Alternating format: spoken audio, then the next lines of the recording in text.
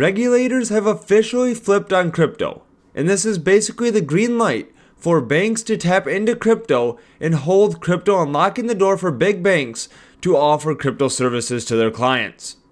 And so we're going to see a massive inflow of stablecoins coming over the next couple of weeks.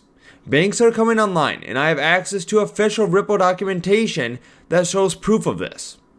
We have bank IDs that have been assigned.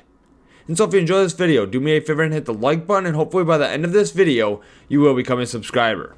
And so let's go ahead and jump right into it here. Let's take a look at this post here from Eleanor Tourette. And so she mentions that the big three banking regulators have just issued joint guidance on how banks should approach the custody of crypto assets.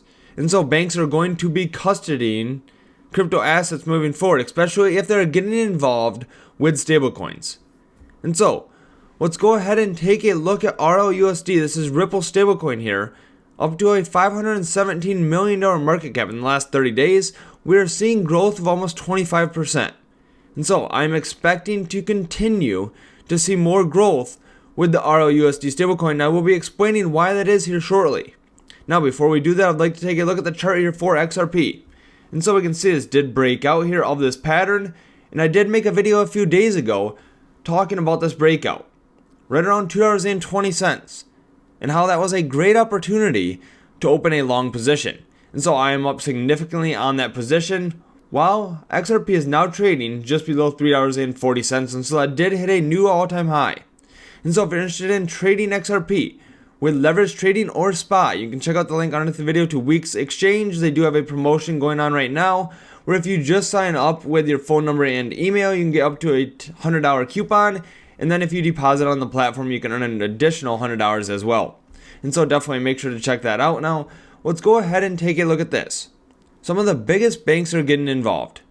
We have Jamie Dimon with JP Morgan that says they will get involved in stablecoins as a fintech threat looms.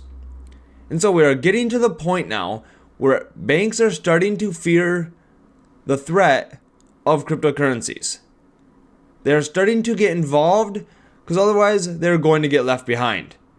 And so we have Jamie Dimon that is now looking to get on board. In addition to that, we have Bank of America that has joined the stablecoin rush as well. And so all of these banks are going to create their own stablecoin, right? Bank of America wants to create their own stablecoin. We have JP Morgan here that wants to create their own stablecoin. Well, they're not going to utilize each other's stablecoin, right? We're not going to see JP Morgan use Bank of America's stablecoin. They're going to need some type of rail for that, right? And that is where Ripple comes into play. And so we could see Ripple be the intermediary for that, the transaction of the two different stablecoins. And so let's go ahead and take a look at this. It gets a lot more interesting. The Ripple documentation, where bank IDs have been assigned. We can see the different countries here. We have Australia, China, Indonesia. If we go ahead and open up this list here, we can see all of these different banks with bank IDs that have already been assigned. And so if we keep scrolling down this list here, we can see who's on here. We have JP Morgan Chase and Bank of America, right? They're both working on stablecoins. And so this has been happening for quite some time, even though these have just been posted here in July a few days ago. And so we can see here that the banks are listed with bank IDs. And so as I mentioned, they're probably going to be using RippleNet as the rail for the transactions. And so in addition to that, there's a lot more banks out there, right? We don't know what NDAs are out there for Ripple. There's over 1,700.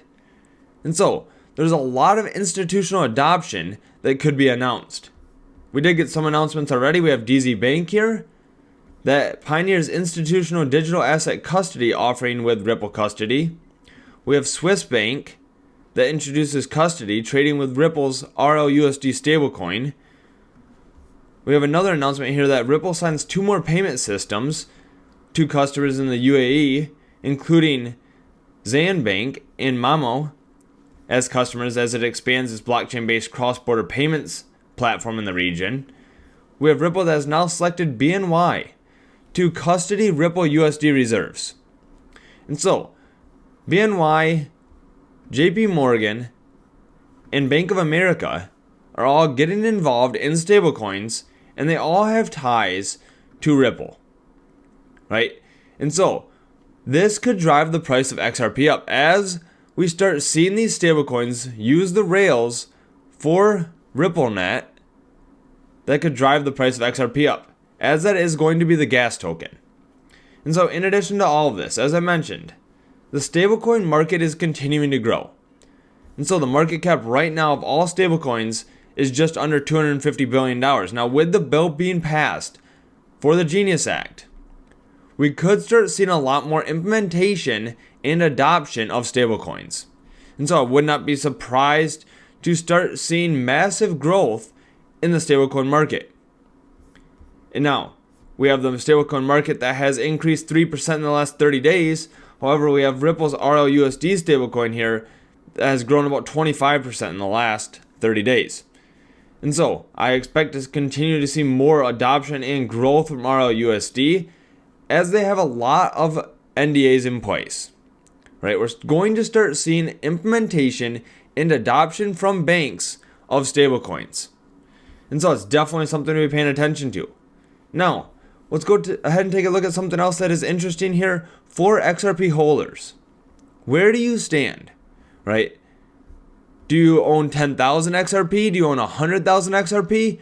Or do you own 100 XRP? Well, to be in the top 10%, you have to own just under 2,500 XRP. Now, to be in the top 5% here, you have to own about 9,000 XRP. To be in the top 3% of XRP, you have to hold about 16,000 XRP. And so, holding 16,000 XRP at the current price is roughly $50,000, right? This is not as affordable as it used to be. I've been talking about XRP since it was trading around 30 cents, and I believe it was a great opportunity then, right? We should see the lawsuit coming to an end officially here very soon. And so we're going to start seeing adoption of this technology. Banks are starting to realize that digital assets and stablecoins are a threat to the financial system.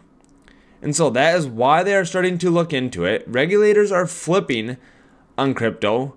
We are getting the green light to move forward. And so crypto is not going away. We're going to start seeing more and more adoption of the crypto assets and the technology. We are first going to see the stablecoin adoption, since that is the simplest move from today's financial system. And then we are going to start utilizing a lot of the rails and the technology that is put in place. And so it's definitely something to be paying attention to. Now, if you enjoyed this video, do me a favor and hit the like button and subscribe for future videos. Also, make sure to check out that link underneath the video to Weex Exchange to get your welcome bonus. You can earn up to $200 just by depositing $500 on the platform. Thanks so much for watching. I hope to see you in the next video.